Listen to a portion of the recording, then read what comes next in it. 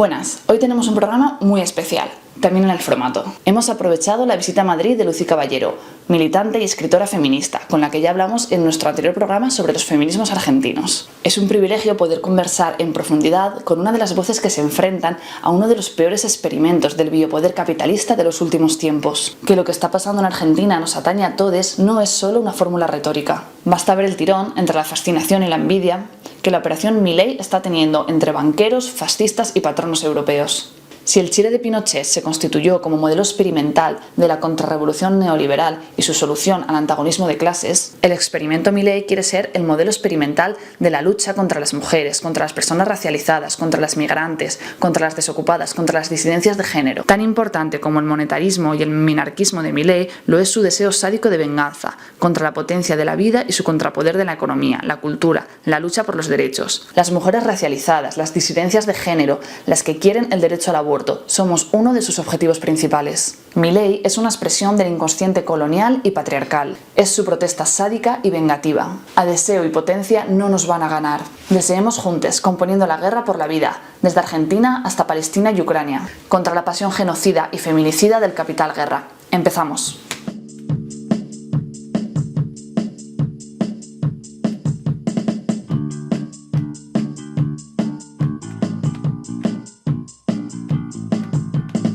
Buenas tardes. Tenemos hoy con nosotras a Lucy Caballero, una compañera militante argentina, activista, profesora, docente de economía feminista y autora de diversos libros, algunos escritos con otras amigas como Verónica Gago y Federici. Algunos ya los hemos recomendado en algún momento, como Una lectura feminista de la deuda, La casa como laboratorio o Quién le debe a quién. Es un placer estar contigo y nuestra invitada queríamos hoy dedicarle una entrevista más o menos en profundidad, digamos que más en profundidad que menos, para que nos explique y para que podamos profundizar en la situación en Argentina, en las redes internacionalistas, en el movimiento feminista, en por qué pensamos y piensan sobre todo ellas que el movimiento feminista puede ser un elemento aglutinador en las resistencias que ahí está viendo, un poco en todos esos problemas tan importantes y tan interesantes para lo que se nos viene encima. Nuestra invitada, hemos aprovechado que está de paso en Madrid durante unos días, en una semana absolutamente intensa. Ayer estuvo en la Fundación Anselmo Lorenzo con varias compañeras en un evento que se llamaba Feministas frente al laboratorio neoliberal de Milei. También ha participado en programas de esta cadena, en La Base, en El Tablero, y no queríamos dejar pasar esa oportunidad de hablar con Lucy con mucho más detalle y, como digo, con cierta profundidad. Vamos entonces al tema. Tampoco queríamos centrarnos en lo que es el tema así trending topic de Milei en Madrid, qué es lo que ha pasado y qué es lo que ha dicho y ha dejado de decir. Queríamos más bien echar un poco la mirada atrás y ver qué es lo que ha significado el movimiento de Ni Una Menos, en la cual ella ha participado muy directamente. O sea que cuéntanos, Lucy, cómo surgió este movimiento, cuál es su devenir, cómo estáis. Sabemos que la huelga del 8 de marzo fue un evento importantísimo en los últimos meses en Argentina, porque ya Milei llevaba pues como un par de meses o al menos algunas semanas en el poder. Queríamos que nos contaras cuál ha sido esa experiencia y cómo lo veis a día de hoy. Bueno, el movimiento Ni Una Menos en realidad tiene la complejidad que es un colectivo, un movimiento y una contraseña. Es todo al mismo tiempo. Surge en el 2015 a partir de un primer núcleo de compañeras convocantes, que en general eran periodistas, ¿no?, que viralizan el hashtag Ni Una Menos a partir de femicidios que se reiteraban. Y hay un festival de poesía en la Biblioteca Nacional y empieza a generarse la idea de una manifestación en Congreso, y se convoca en Congreso y asisten más de 200.000 personas, ¿no? Obviamente ese hecho marca un antes y un después en términos de lo que es la sensibilización frente a la violencia por razones de género en Argentina, ¿no? Que, por supuesto, si bien es una manifestación que parece surgir de las redes, lo que hay es condensa un montón de pliegues y de capas de lucha que han hecho los feminismos populares en Argentina, que lo que hace justamente Ni Una Menos es volverlo masivo, ¿no? Ni Una Menos se transforma en una contraseña para que cualquier compañera que estuviera en contra o mejor dicho, en contra de esa violencia naturalizada, ¿no? Se organice en el lugar del trabajo, en la universidad, en las escuelas. Y ese movimiento ha tenido un devenir, ya hace más de 8 años que existe. Y, por ejemplo, ¿no? ha comenzado entonces con una agenda muy centrada en la violencia por razones de género, y luego se ha ido complejizando, pluralizando esa conceptualización de las violencias, ¿no? Por ejemplo, desde el primer Ni Una Menos al segundo se define empezar a utilizar la metodología asamblearia como forma de organizar y de darle, digamos, continuidad temporal a ese evento que había aparecido, que se había dado visiblemente en una manifestación. En esas asambleas empiezan de alguna manera a generar un proceso de organización de base que en ese momento no estaba pasando en otro sector de la sociedad.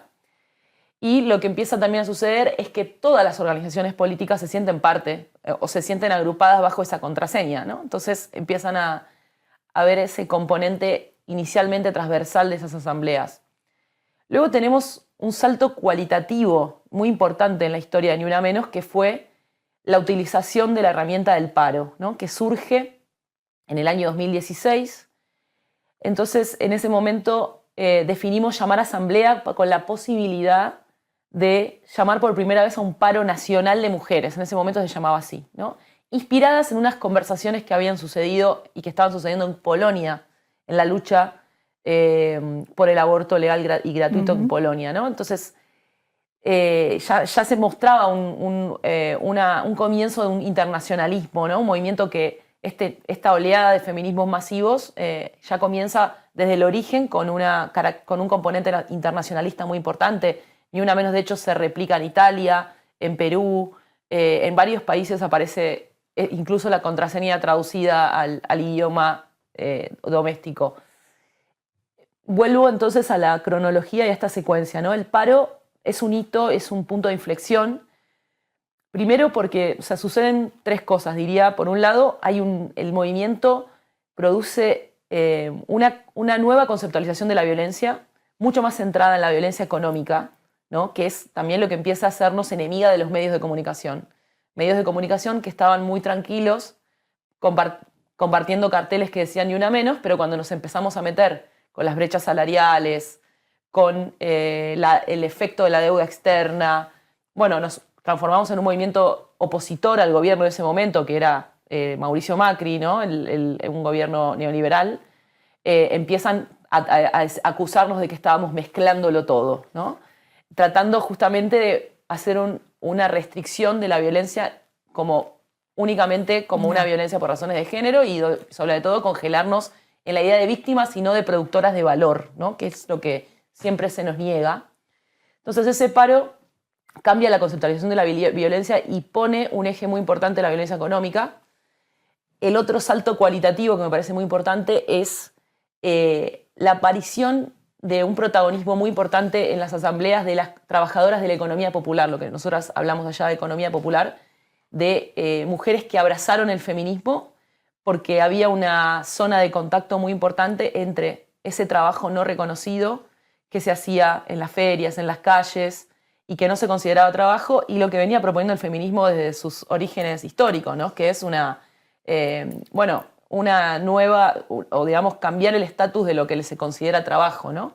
Entonces, esas asambleas empiezan a estar habitadas para lo que nosotros decimos una especie de una relación entre feminismos y sindicalismo social, ¿no? Creo que ahí los feminismos son transformados por esa presencia en un feminismo más de clase, más popular, y al mismo tiempo el sindicalismo es transformado por un vector de democratización y radicalización que es el feminismo. Y creo que los paros han generado también por supuesto no diría que llegó al 90% de la sociedad, pero sí han generado una pregunta de investigación para muchas personas sobre todos los trabajos que se hacen y que no son reconocidos como trabajos. Seguimos entonces organizadas en esos métodos asamblearios, siempre tratando de cuidar la transversalidad y la convocatoria de distintos actores y actrices en esas asambleas, ¿no? Que para nosotras son el órgano que sostiene, más allá de los momentos de mayor masividad o de contraataque o de contraofensiva, es lo que sostiene una conversación política que hace posible que el feminismo tenga protagonismo, ¿no? Gracias, Lucy. Estamos aquí también con nuestra compañera Patri. A ver, entre las dos vamos a llevar esa conversación. Patri. Hola, buenas, ¿qué tal?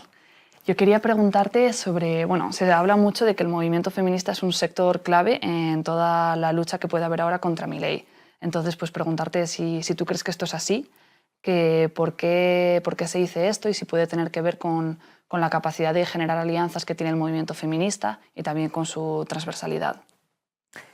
Sí, ahí tenemos que partir de una base, no solamente creo que por el rol del movimiento feminista en Argentina, sino porque Milei constantemente está mostrando que su proyecto es un proyecto profundamente antifeminista y sobre todo racista, ¿no? Entonces no podríamos decir, y eso a veces no se entiende en el propio campo popular en Argentina, creen que es opcional tener en cuenta esos movimientos pero más allá de eso, pasando a un segundo lugar, bueno, creo que tiene que ver con la función que ha venido cumpliendo el movimiento feminista en Argentina, con mayor o menor protagonismo. No siempre estamos en los momentos de mayor masividad, pero sí hemos hecho trabajos que para mí sí son vectores antifascistas muy importantes, ¿no?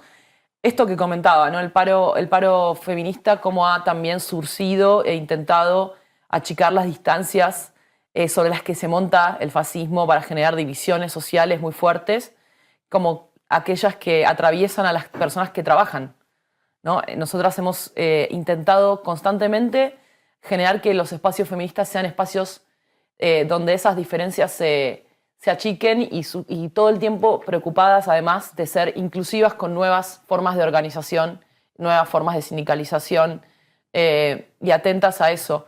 Luego tiene que ver justamente por esta capacidad también de hacer alianzas que muchas veces exceden las internas patriarcales, partidarias y de las estructuras más clásicas, no porque estemos necesariamente en una condición de externalidad a ello, porque muchas de las compañeras que están en esas estructuras participan de los espacios, pero sí porque generamos un tipo de espacio que genera una fuente de poder para que esas compañeras puedan dar disputas al interior de esas estructuras, ¿no?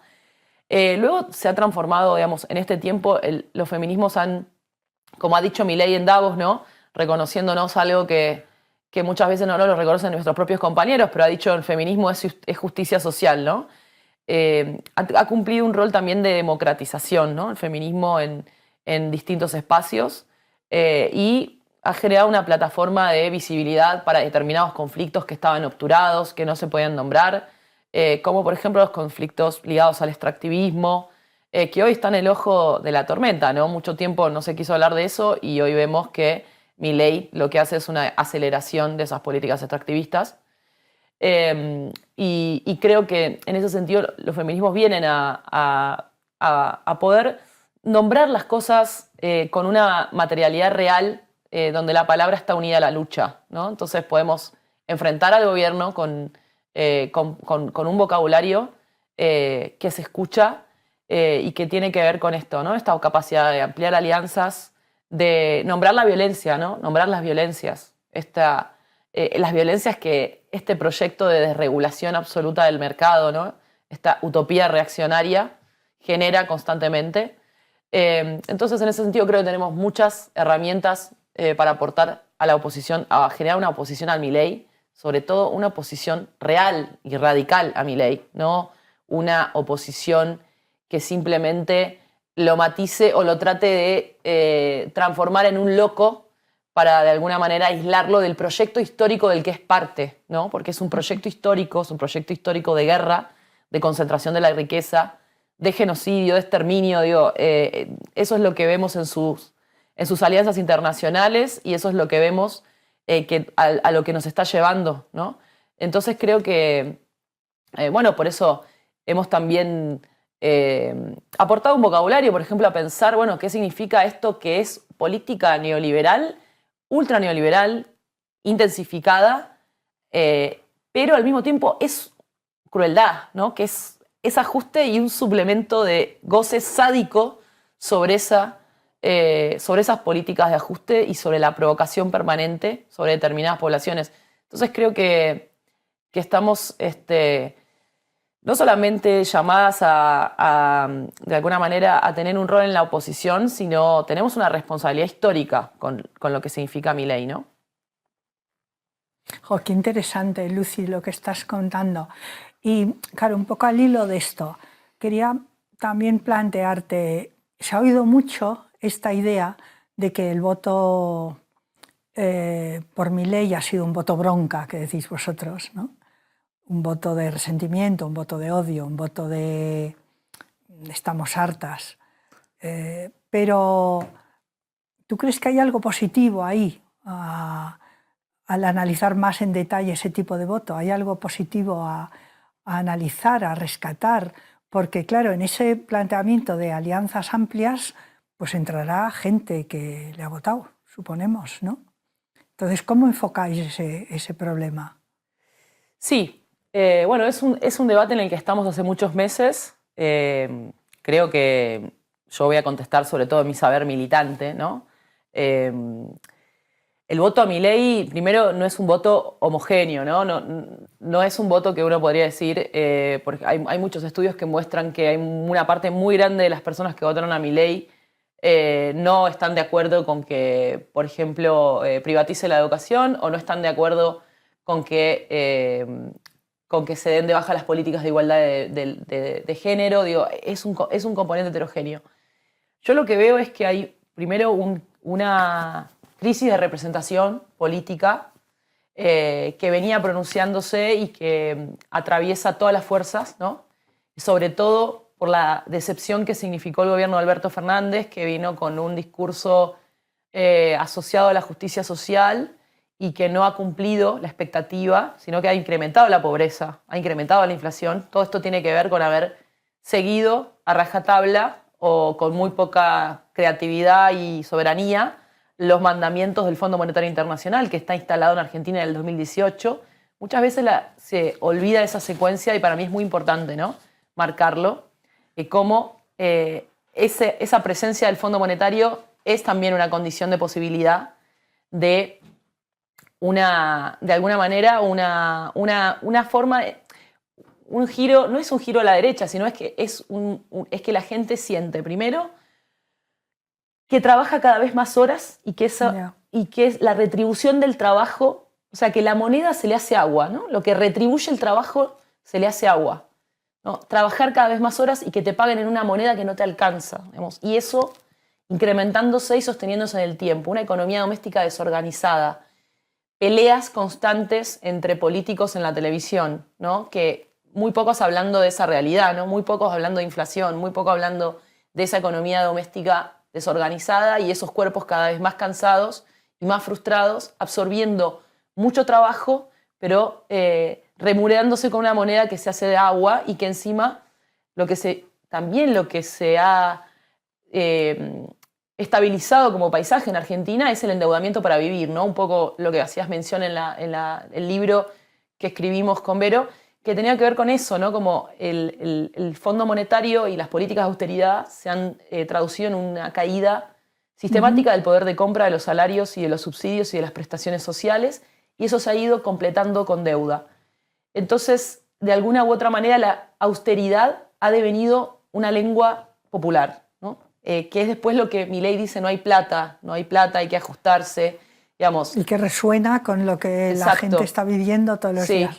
Y bueno, luego tenemos, pero claramente en el voto a Milei no solamente hay odio, ¿no? Hay esperanza de finalmente obtener una estabilización. Entonces, eso también es una responsabilidad. No podemos, nosotras apenas ganó Milei, hicimos un ejercicio de decir, no salgamos con la fácil, que es acusar a todos los votantes de Milei de fascistas, porque hay muchos compañeros que están ahí y que son compañeros nuestros y que se vieron en una situación en la cual ven que la única salida quizás puede ser Milei después de años de frustraciones. Hagamos una distinción sobre a quién vamos a nombrar como fascistas, ¿no? Entonces hay que entenderlo como un deseo de estabilidad radical, ¿no? El que hay en Milei, de finalmente un orden en la economía.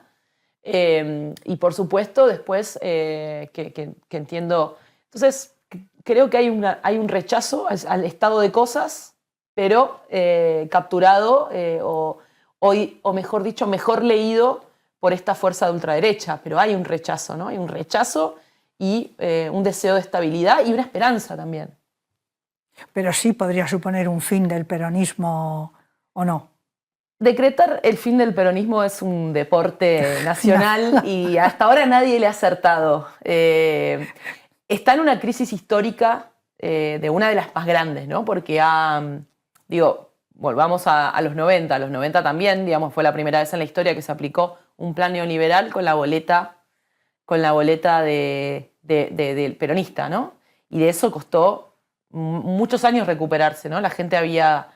después viene el 2001, digamos, la gente había identificado el peronismo con las políticas neoliberales, luego ese imaginario se reconstruyó a partir de los gobiernos de Néstor y Cristina Kirchner. Quería preguntar, se está planteando como que la victoria de... Bueno, hay una lectura de que la victoria de Milei es una reacción contra el peronismo o contra la insuficiencia de las medidas socialdemócratas. Entonces, como estamos hablando sobre el peronismo, queríamos preguntarte un poco qué es lo que está pasando ahora con el peronismo y qué es lo que está haciendo a día de hoy. Bueno, el peronismo, como ustedes saben, es una bolsa gigante que engloba muchos sectores, ¿no? Hay sectores que son mucho más cercanos y hay otros sectores que son mucho más distantes. Entonces tenemos... por ejemplo, en este momento tenemos, apenas asumió Milei, claramente hubo un silencio generalizado de todos los referentes, porque de alguna manera se leyó el rechazo de la gente en las urnas, y eso estuvo durante meses. O sea, los principales dirigentes del peronismo no estuvieron hablando en los medios. Bueno, empezaron los cacerolazos, las movilizaciones tramadas desde abajo, y recién ahora está viendo, creo que la marcha educativa fue un momento de inflexión, ¿no? Donde ahí se identifica que empieza como a saltar el cerco del descontento social y empiezan a aparecer voces de dirigentes tratando de, digamos, de alguna manera capitalizar o darle voz o amplificar ese descontento que hay en las calles. Había un sector del peronismo que decía que hay que esperar, ¿no? Por un respeto institucional. Bueno, ese fue un combate que se dio también de otros sectores del peronismo que decían no podemos esperar nada. Y ahora lo que está viendo es que, el sector más kirchnerista está haciendo una oposición dura en el Congreso y se está articulando con las diferentes manifestaciones que hay, que son callejeras.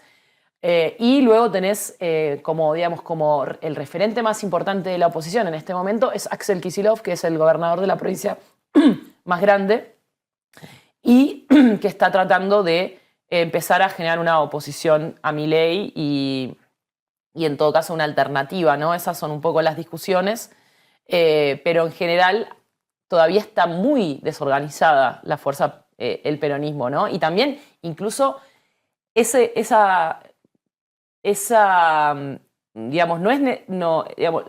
más importante es que mantener el bloque de legisladores de forma compacta para votar contra Milei, porque lo que sucede es que algunas provincias le votan senadores o diputados de provincias que también ganaron a través del voto peronista, por momentos quieren votar a favor de leyes de Milei, ya sea por lo que es el consenso extractivista o porque tienen que hacer, o porque Milei está extorsionando a las provincias para después intercambiarlo por leyes.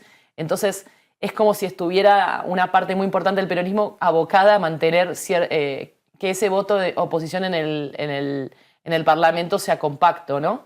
Y al mismo tiempo tratando de gestionar la provincia de Buenos Aires en un ahogo presupuestario adrede hecho por Milei, pero claramente, digamos, está faltando la emergencia de sujetos y sujetas que estén en lucha, ¿no? Que estén en lucha, una renovación. Quizás eso me parece que ha quedado marcado desde la etapa anterior. La etapa anterior hubo mucho protagonismo social de los feminismos, mucho protagonismo social de la economía popular, y después al momento de generar las listas o de elegir los representantes, en general no expresan los sujetos en lucha, ¿no? Entonces creo que eso me parece que es lo que tiene que pasar ahora. Tiene que empezar a haber una renovación que empiece a generar un tipo de referencia muy, muy ligada a las luchas que se están dando en lo cotidiano contra este modelo económico. Sí, otra cosa que hay un tema que causa cierta perplejidad, al menos en el discurso, y es la referencia al término casta. Sí. Es un término que en este país se ha usado, Podemos lo usó mucho, sobre todo en sus primeros años, pero claro, el término casta se refería, o al menos el sentido era aplicarlo a aquellas personas, podríamos llamar parásitos, ¿no? O sea, ricachones, capital financiero, especuladores, corruptos, políticos corruptos o sindicalistas corruptos, es decir, personas que se aprovechan de los bienes comunes, incluso del dinero, de sus influencias, para beneficio personal. Claro, el término usado en boca de Milei, a lo mejor al principio podría parecer que se refería a estas personas, pero por lo que hemos visto luego no se refiere a ellas, sino se refiere a personas que cobran subsidios, que cobran ayudas, a los funcionarios que las gestionan, etcétera, ¿no? Y eso, claro, causa perplejidad porque es como si fuera un discurso que va dirigido contra los ricos, pongámoslo entre comillas, pero de hecho va dirigido contra los pobres, contra personas necesitadas de estas ayudas, ¿no? Entonces, si podrías desarrollar un poco esta idea, porque a mí me parece que es muy importante a la hora de ubicar el marco de los discursos y cómo, de alguna manera, mientras que parece que van dirigidos hacia un lado, pues luego resulta que al final van dirigidos hacia otro. Sí, es muy interesante la pregunta. Mira, yo creo que la efectividad de la utilización del término casta refiere a dos procesos, ¿no? Por un lado, a ponerle un nombre a la sensación de la desconexión entre la clase política y la realidad cotidiana, ¿no? Esto que te estaba describiendo en la pregunta anterior, ¿no? La sensación de trabajar, estar cansada y que la moneda se te haga agua o deuda. Y al mismo tiempo sentir un ruido de la política. Ahí en esa distancia, eso es lo que nombra la casta. La distancia entre lo opresivo de tu cotidianidad y la conversación política que va por otro lado. El segundo proceso que para mí utiliza de forma reactiva el gobierno de Milei es la heterogeneización del mundo del trabajo, ¿no? A la cual los gobiernos progresistas no le han sabido hablar. Es decir, en general se ha trabajado con un imaginario, ¿no? Del siglo, del año 50, ¿no? Del obrero varón que va a la fábrica y no se ha podido generar políticas laborales, reformas laborales en un sentido de otorgar más derechos que den cuenta de estas nuevas realidades laborales, ¿no? La de las plataformas, la de la economía popular, incluso las personas que tienen y que transitan por diferentes estados o diferentes formas laborales del mismo día, que son trabajadores de plataforma, trabajadores de la economía popular y que tienen algún empleo. Digo, entonces, ¿qué es lo que hace él? ¿No? Él lo que trata de traducir son estas divisiones de clase que decían anteriormente, que no fueron elaboradas políticamente en un proyecto político transformador. Y es decirle al trabajador de la economía popular, en realidad el que tiene un trabajo registrado está viviendo de lo que vos pagás de tus impuestos. Y cuando te hablan de defender derechos, ¿no? Cuando es lo que decía Milei, cuando el gobierno progresista te habla de defender derechos, ¿qué derechos? Si vos no tenés ninguno. Lo único que defienden son sus privilegios. Y entonces son esas dos cosas, ¿no? Milei aprieta como una especie de botón de realismo en la clase trabajadora, ¿no? En ese sentido es una etapa superior de Macri. Macri hablaba del emprendedor y él habla de la meritocracia, ¿no? y del sacrificio, ¿no? Como si digamos, la etapa superior del emprendedor sería el sacrificio. Y lo que hace es entonces hablarle a un sector muy grande de los trabajadores y las trabajadoras de Argentina que no tienen trabajo registrado y a los cuales no hubo un proyecto político que los incluyera en la materialidad de sus vidas. Entonces, lo que hace Milei es tratar de convertir el trabajo con derechos en un privilegio. Ya. Vemos que los apoyos que tienen vienen del capital financiero internacional y también del agronegocio. En Madrid hemos visto que se ha reunido con representantes de grandes corporaciones y también de la COE.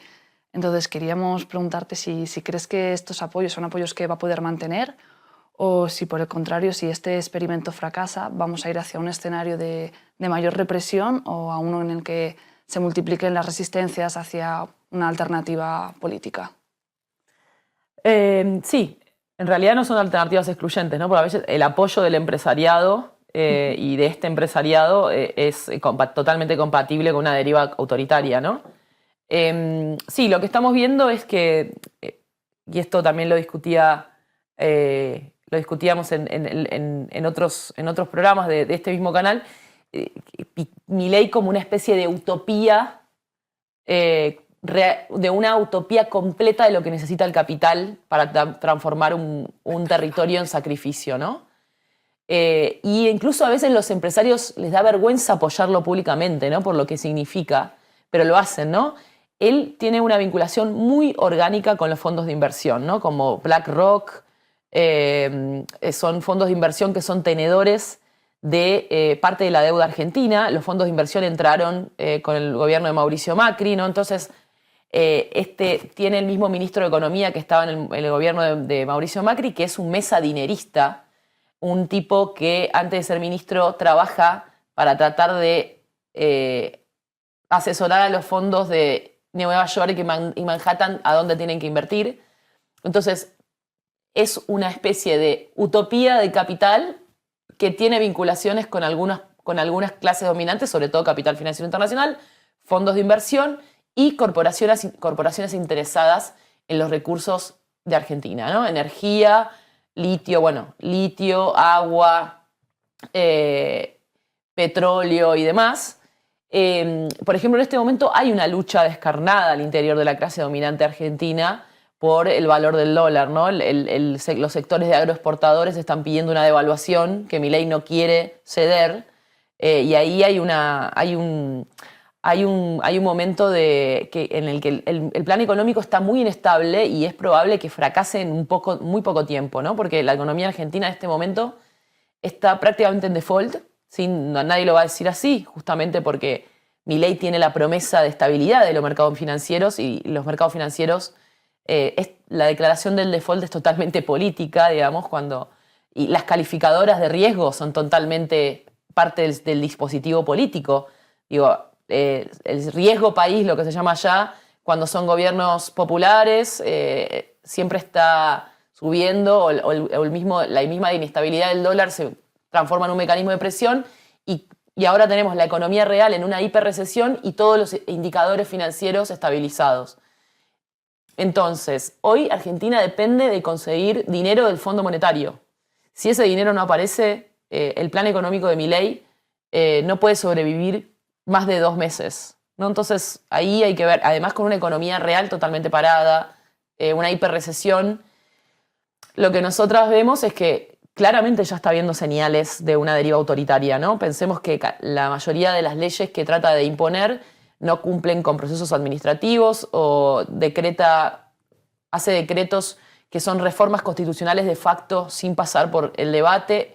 Todo el tiempo está intentando criminalizar la protesta social y creo que el recurso último de él es, y eso es lo que está intentando ahora, es como esta idea de incorporar a la Argentina en un régimen de guerra mundial, ¿no? Como si nosotros y nosotras, que estamos en un lugar completamente alejado de los puntos de conflicto y que siempre fuimos un pueblo de paz, con una política de no alineación con ninguna potencia, ahora estamos, por primera vez en la historia, totalmente alineados a Estados Unidos e Israel, y todo el tiempo él está tratando de meternos en ese régimen de guerra porque creo que la función que tiene participar de ese régimen de guerra internacional es una excusa para militarizar el conflicto social adentro. Entonces, eso es lo que más miedo nos da, porque eso sí sería un punto muy peligroso, ¿no? Que ya sucede en Ecuador, que ha venido sucediendo en México, y que Argentina, a pesar de tener puntos de mucha militarización, como puede ser Rosario, ¿no? En general todavía tiene una ley de seguridad interior donde las Fuerzas Armadas no pueden, una ley donde las Fuerzas Armadas no pueden participar en seguridad interior. Entonces, el punto más problemático sería que él trate de avanzar en un estado de mayor militarización apoyado por Estados Unidos, que ya está instalado en Argentina. Claro, pero eso, Lucía, así como más urgente todo el tema de la dimensión internacional de las resistencias, de las luchas, ¿no? O sea, creo que tú estás muy interesada en este punto y yo creo que sería importante que nos convencieras también que a nosotras para ayudarnos a pensar en esa dimensión transnacional, ¿no?